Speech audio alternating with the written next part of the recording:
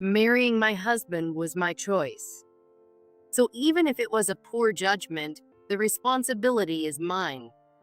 But everyone makes mistakes in their judgments. My name is Emily, a 33-year-old married woman with a son in elementary school. I work for a small to medium-sized company run by my Phil and my husband. I was supposed to become the wife of a company owner, yet they say it's rude to say I'm being made to work. I've been scolded by both my own parents and friends for being extravagant. However, in reality, I'm being overworked by my Phil, my husband, and their company. I was initially hired as an office worker. It was a company introduced to me when I was looking for a job after graduating from community college. Until I got married to my husband, they paid me a salary.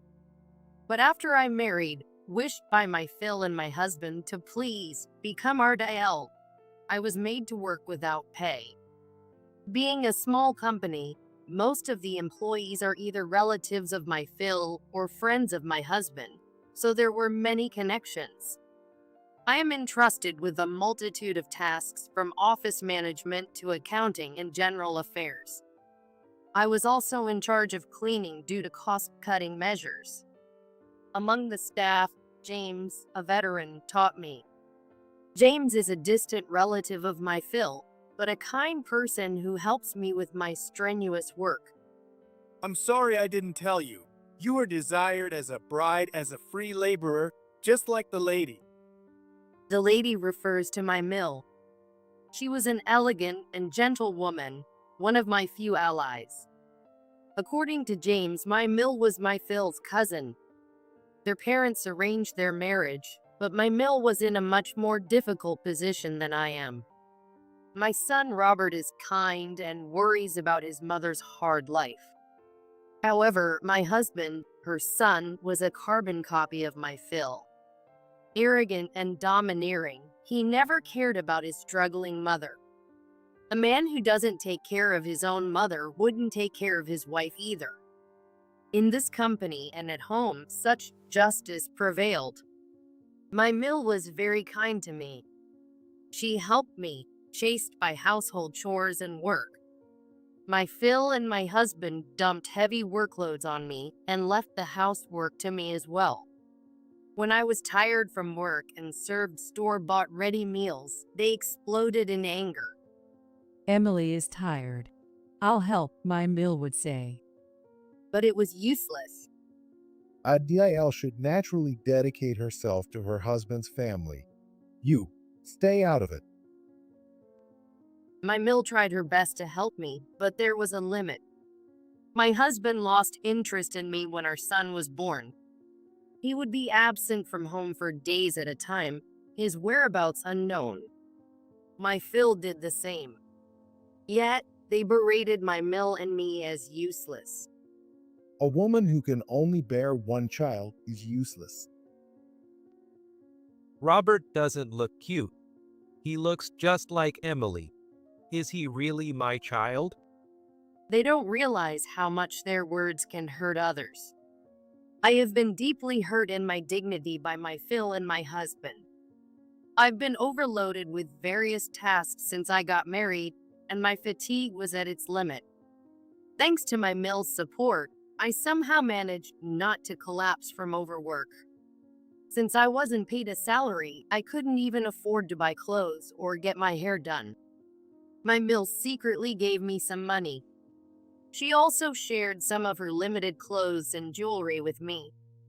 She was skilled in both Western and Eastern traditional sewing, and she remade one of her precious clothes into a dress for me.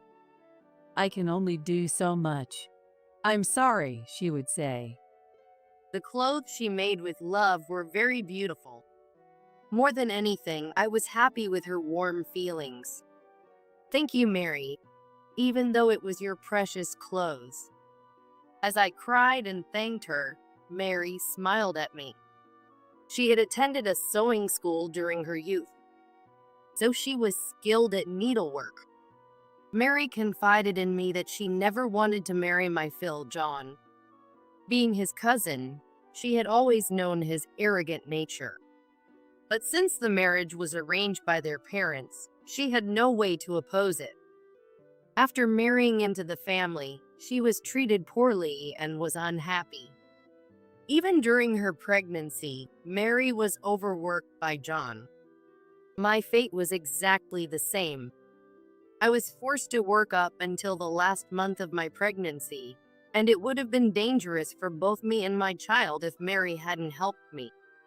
My husband, who feels no affection for our son Robert, never took part in childcare. Robert, in turn, never grew fond of his father and grandfather. He saw them as enemies, as they were harsh to his mother, me, and his grandmother. Robert always stayed by my side and his grandmother's during tough times. Despite his young age, he seemed aware that he was the only one who could protect his mother and grandmother. This didn't sit well with John and my husband. When Robert acted defiantly, John and my husband blamed me. He doesn't respect his grandfather, and it's all because of your poor parenting. It's your fault for not educating him properly. You're incompetent. I was so frustrated that I almost cried. Wise beyond his years, Robert had already realized that his father and grandfather were despicable people. Though only 10, Robert spoke maturely and defended me and his grandmother logically when confronting John and his father. You can't expect unconditional respect, not even from a father or grandfather who aren't worthy of it. Don't you understand that? John and my husband were furious at Robert's words. They scolded him for being insolent, but Robert completely ignored them. John tried to win Robert over with a generous allowance, but it was in vain. It only made Robert despise them more. My husband tried to convince Robert of my and Mary's incompetence, but it backfired. When Robert told him, "It's despicable to insult your wife and mother like that," it was over. Robert once said to me when we were alone, Mom, you should get a divorce. Staying in this house only brings unhappiness. he was right, but it was impossible for me. I had complained about my harsh reality to my parents several times, but they only scolded me for not being patient enough and were not supportive. They told me not to complain since I married into a relatively wealthy family. So even if I divorced, I couldn't rely on my parents. And at 33, a woman who can only do office work and menial tasks had no hope. Above all, if I divorced, I risked losing custody of my dear Robert. He was considered the heir to the company. Mary would also be left behind in the house if I divorced. I could never leave my kind mill. I continued to endure the treatment from John and my husband. Robert and Mary worried about me as I grew increasingly frail each day. James, the only kind colleague, had to leave the company. His wife became seriously ill, and he needed to care for her. John fired him because it interfered with his work. James, who had dedicated many years to the company, was coldly deemed no longer necessary. He left with just a small severance package. After using people up, they were discarded when no longer needed. The company without James felt even more unwelcoming. I was so exhausted that I began to lose my will to live. It was during these dark times that a turning point in my life arrived. There was a school event for my son Robert, which included a classroom visit and a parent-teacher meeting. During the classroom visit, I watched Robert eagerly solve math problems. Other parents admired Robert's intelligence. Despite being my and my husband's son, Robert was like a hawk born from a kite. A woman sitting next by quietly spoke to me. "You're Robert's mom, right? My son and Robert are good friends." As I smiled weakly from fatigue, the woman's expression clouded. Worried I had offended her, Another parent, a man, spoke in a low voice. You look pale. You should sit down and join us from there. The teacher smiled and nodded at the man's suggestion. I watched Robert from a chair, and he kept glancing back at me, worried. The other parents of Robert's classmates were all very kind. It had been a long time since anyone other than Robert and Mary had shown me kindness. After the classroom visit, there was a parent meeting. To my surprise, not only mothers but also fathers were present. Both John and my husband had always declared that childcare was a mother's responsibility. My own parents held similar views. However, in reality, childcare should be a collaborative effort. That day, there was a brief introduction by each parent. Everyone introduced themselves with a friendly smile. When it was my turn to introduce myself, I started to stand but felt dizzy. The man next to me, the man suggested I stay seated. The same one who had offered me a chair earlier. I'm a doctor. Today, I left the clinic to my wife and came here. He examined my expression briefly and then declared, You're clearly suffering from lack of sleep and poor nutrition. You need to rest. At his diagnosis, I burst into tears. When I said it was absolutely impossible for me to rest, the usually quiet teacher spoke up. Actually, Robert has been consulting with me for a while. Today, we're going to change the agenda of this meeting. All the parents agreed with the teacher's proposal. The teacher had been counseling Robert about the domineering attitudes of his grandfather John and father that he witnessed every day. Robert often complained about the harsh treatment his mother and grandmother Mary received. We have to act fast, or it will be too late for my mom and grandma. Robert had confided everything about our home situation to the teacher. The teacher trusted Robert's words and wanted to help.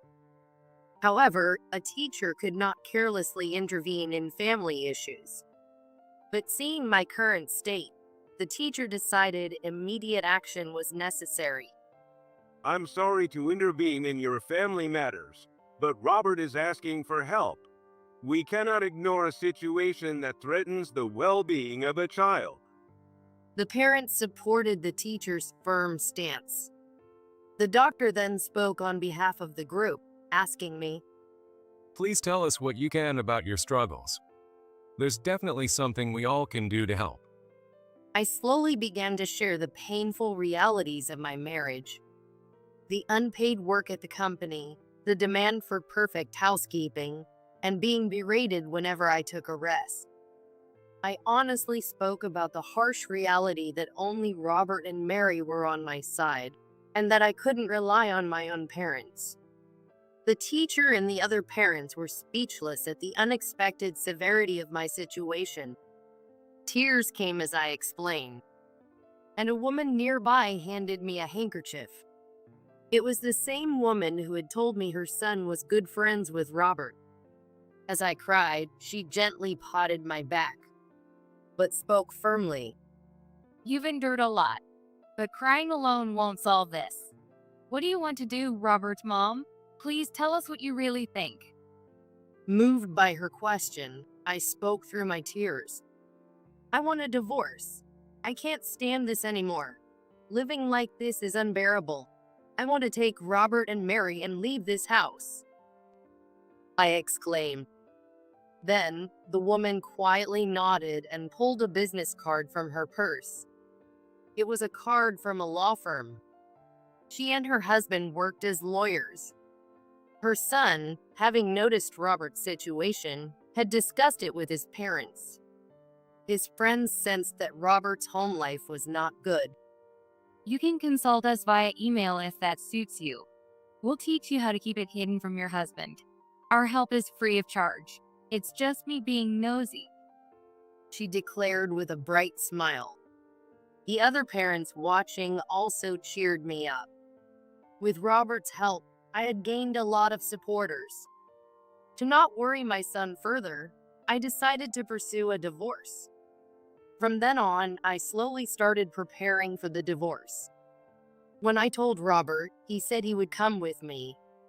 I also informed Mary that I was preparing for a divorce. Mary agreed immediately and even made a shocking statement. I'll divorce too. I have no attachment to this house without Emily and Robert. Thus, Mary and I were both preparing for our divorces. I was overwhelmingly favored for custody. According to the parents of Robert's friend, my husband, who did not contribute to childcare, was seen as incapable of raising a child despite his financial resources. I could file for child support, which made it possible for me to live with Robert. However, I would still need to work even if I could claim alimony. Without sufficient financial means, I would be deemed unfit to raise a child. It was also crucial to have time available for childcare. Neglecting the child for long hours would obviously be disadvantageous. With this in mind, I was looking for a job. Both Mary and I certainly had the right to divorce and claim alimony. Years of unpaid, strenuous work and verbal abuse that damaged our dignity. And the ultimate deal breaker was the betrayal by our spouses. Both John and my husband mistakenly thought their wives were submissive. They had not realized that they were actually holding their greatest weaknesses. Mary and I were energetically preparing for our divorces. Divorce preparation is said to be exhausting, but Mary and I were moving forward with enthusiasm, feeling happier than we had since our marriages. Mary and I had decided when we would announce our divorces. John's business was floundering. Bankruptcy was inevitable. John and my husband were irritable due to the company's financial difficulties. And I had someone providing me with information. It was James, who had been forced out of the company after his wife fell ill. James was nursing his wife while working at another company. He harbored resentment for being discarded by the company once deemed no longer useful. So he switched jobs to one that could bring ruin to John and my husband from behind the scenes. Basically, it was a company that offered loans. John, struggling significantly with cash flow, ended up borrowing from James' company. James kept me updated every step of the way. John was unable to see through James's intentions. He didn't realize that borrowing there would lead to huge interest accumulations. It's likely going to be bankruptcy. The debt is substantial. They won't be able to pay any alimony. And will collect mercilessly. Feel free to overwork John and your husband as they did to you. And then, the day we had all been waiting for finally came. John's company spectacularly went bankrupt. I had forewarned the other employees, so they had all escaped. Only the abandoned John and my husband remained. Seeing them, burdened with massive debts and in despair, was exhilarating. Mary, feeling similarly, was smiling. Both Mary and I intensified the despair of our husbands. We're getting a divorce. Here, sign the divorce papers. Me too. I'm divorcing too, so please take care of this. Presenting the divorce papers together, Mary and I watched as John and my husband were shocked. This was the moment Mary and I had been waiting for. We could retaliate against those who had caused us suffering at their most unfortunate time. John and my husband began to rage selfishly at our defiance. Are you abandoning us? Of course. After all, you never really saw me as your wife, did you? Just as John and my husband tried to shout back, Mary joined in without hesitation. Moreover, you guys have been unfaithful, right? We know all about it, you fools. With Mary's typically dignified demeanor, John and my husband were left speechless. Mary and I vented our pent-up frustrations, resentments, and anger, berating John and my husband. Then we forced them to sign and stamp the divorce papers and said without mercy, "Even if there's debt, you're paying the alimony and child support. Now, Mary, let's go. Robert is waiting." Yes, indeed. Goodbye, strangers. Leaving the stunned John and my husband behind, Mary and I briskly completed our divorces. Now a single mother, I live with Robert and Mary. I work at a law office introduced by the lawyer mom friend who had helped us, aiming to get my paralegal certification.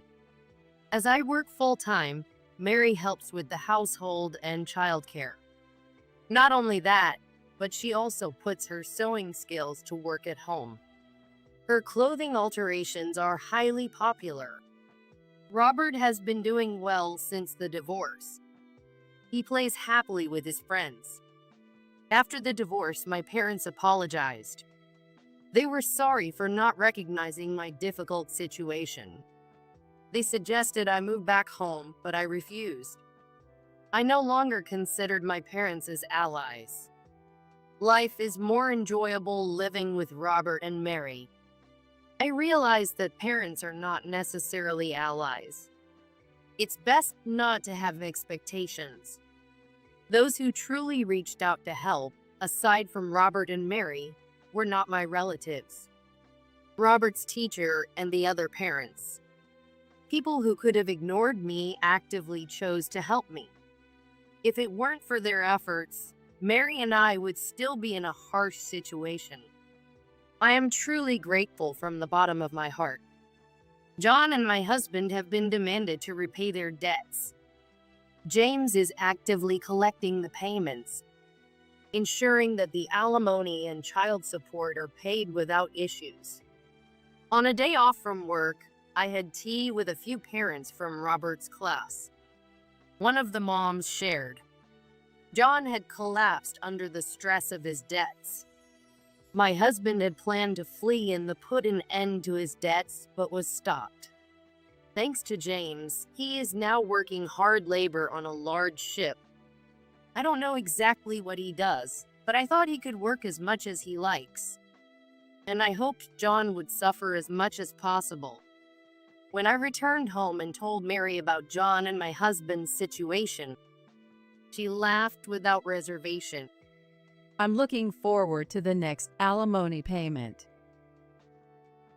Despite John's collapse, Mary ruthlessly claimed the alimony. I'm busy working after obtaining my paralegal certification.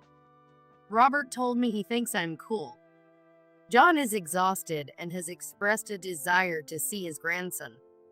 Since it's up to Robert, I asked him if he wanted to meet John. Innocently, Robert smiled and said, "I'll go visit him." James took Robert to see John on my and Mary's behalf. Everything went smoothly, and Robert came home, but the next day John passed away. Neither Robert, Mary, nor I attended the funeral. It was questionable if anyone did attend. Out of distant kinship, James took care of the burial.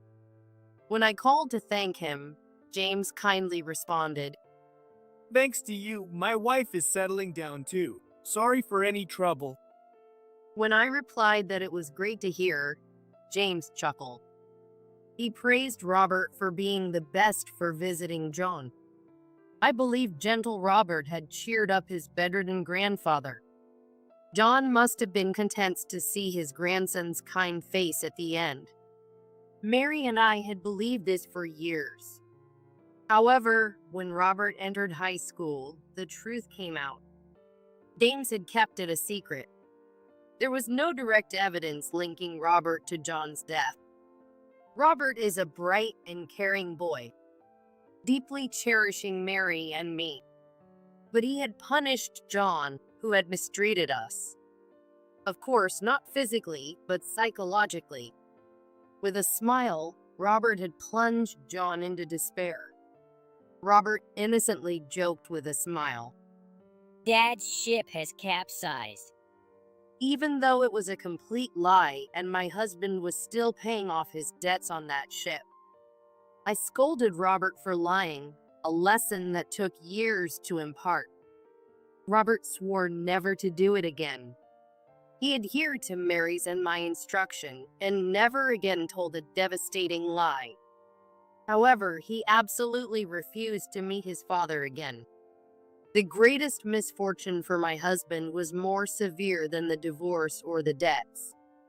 It was being deemed non-existent by his own son. Fortunately, he hasn't actually sunk, so I continue to claim child support.